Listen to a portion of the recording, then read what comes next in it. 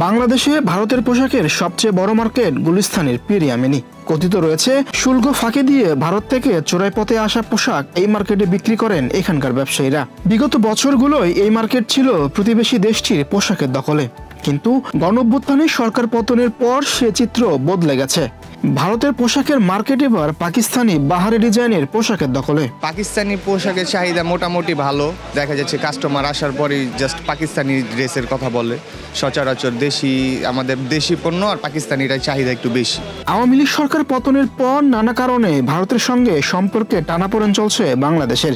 বিভিন্ন সময় দেশটির পণ্য বয়কট নিয়ে উত্তাল সামাজিক যোগাযোগ মাধ্যম।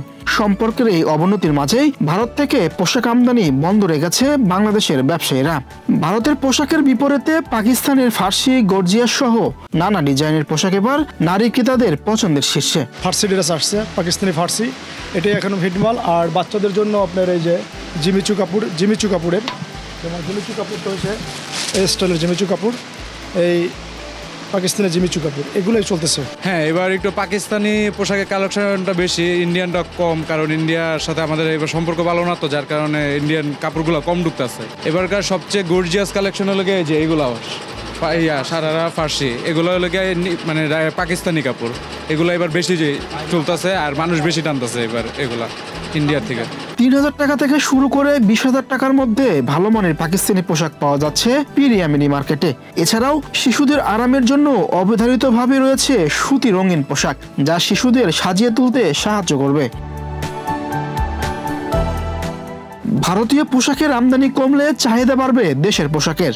দেশের চাহিদা মেটানোর পাশাপাশি বৈচিত্র্যময় এসব পোশাকে রপ্তানি বাড়বে, যা ভূমিকা রাখবে দেশের অর্থনীতিতে। কারণ আমাদের দেশি প্রোডাক্ট যত সেল হবে, রপ্তানি তত বাড়বে, কাস্টমার আপনার দেশি প্রোডাক্টের প্রতি আকর্ষণ তত বাড়বে।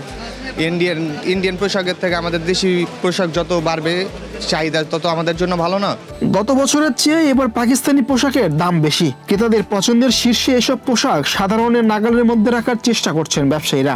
চাহিদা আছে, রেঞ্জের মধ্যে সবার হয় না, সবাই আর কি অ্যাভেলেবেল কিনতে পারে না। পাকিস্তানি চাহিদা আছে মোটামুটি। আর ইন্ডিয়ান জামাগুলা আগে যেরকম পাইতাম অ্যাভেলেবেল, এবারকার এরকম আসে না, নাই বলতেই নাই আর কি, আর চাহিদাও নাই ইন্ডিয়ান জামা ওরকম। ঈদকে সামনে রেখে এখনো পুরোপুরি জমে ওঠেনি পিরিয়ামিনি মার্কেটের বেচাকেনা। 15 রমজানের পর বিক্রি বাড়বে বলে আশা করেন এখানকার ব্যবসায়ীরা।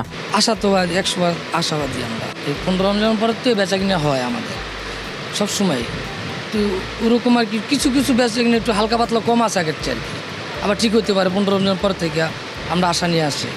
ব্যবসায়ীদের তথ্য মতে প্রতি বছর দেশের মার্কেটের 60% দখলে থাকে ভারতীয় পোশাকে। ফলে চাহিদা কমে যায় দেশের পোশাকের। ভারতীয় পোশাক পরিহার করে দেশের পোশাকের নজর দিলে বড় হবে রপ্তানি আয়।